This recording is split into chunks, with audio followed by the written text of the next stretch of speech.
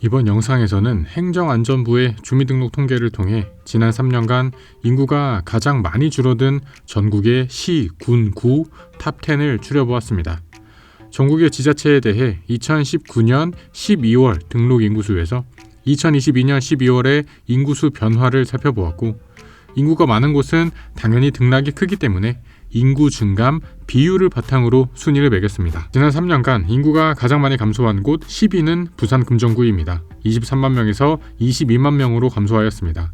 9위 전남 장흥구는 3만 8천 명에서 3만 5천 명이 되었고, 8위 충북 영동구는 4만 8천 명에서 4천 명이 감소하였습니다.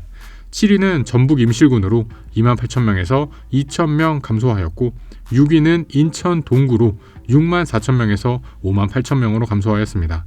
5위는 대구 서구입니다. 17만 5천 명에서 15만 9천 명이 되었습니다. 4위는 경남 하동군입니다. 4만 6천 명에서 4만 2천 명으로 줄었습니다. 3위는 경기 광명시로 31만 명에서 28만 명이 되었고, 2위는 태백시입니다. 4만 3천 명에서 3만 9천 명이 되었습니다.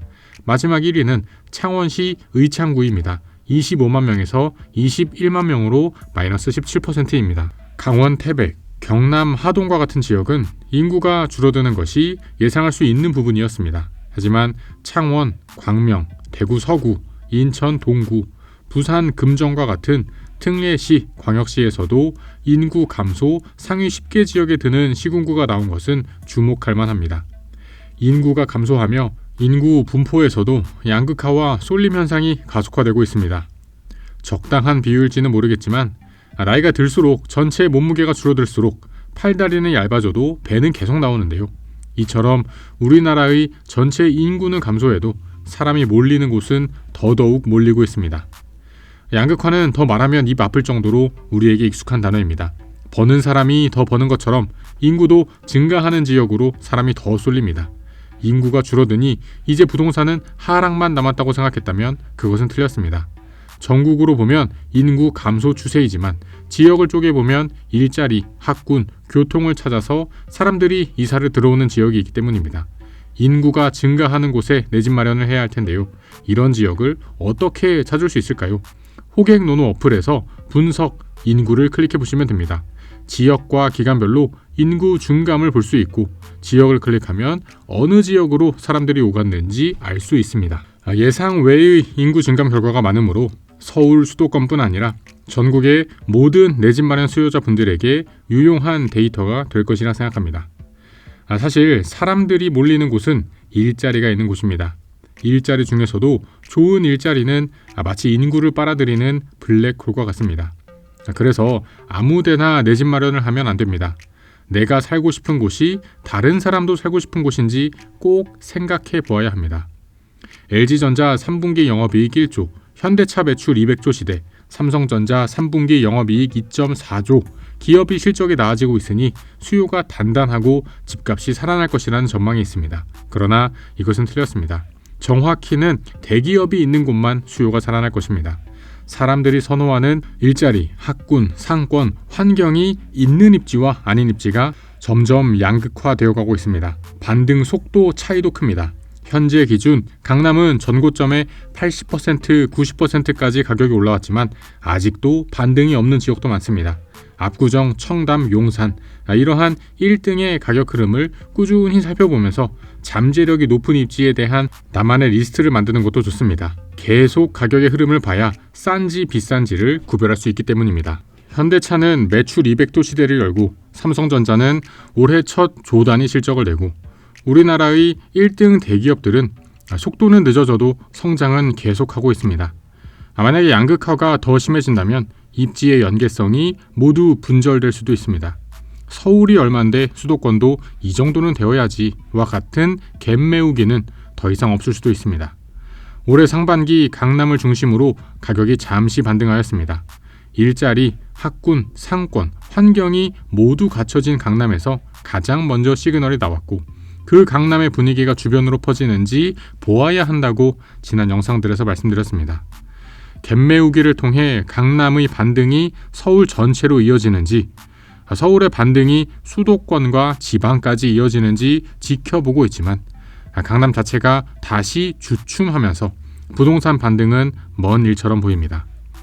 올해 상반기에 잠시 나왔던 반등은 갈아타기 수요가 움직였기 때문입니다.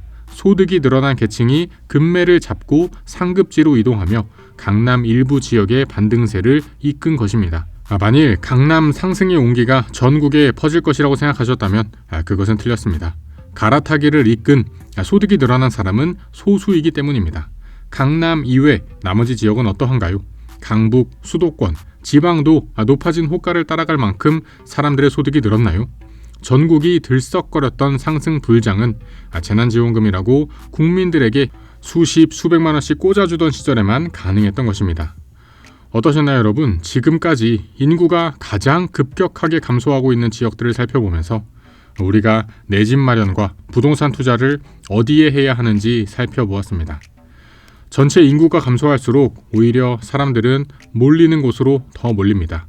인구가 어디로 몰리고 있는지는 호객노노 어플의 인구 분석 기능을 통해 살펴보실 수 있으므로 지금 내가 살고 있는 곳과 주변은 어떤 상황인지 한번 살펴보시는 것도 좋을 것 같습니다.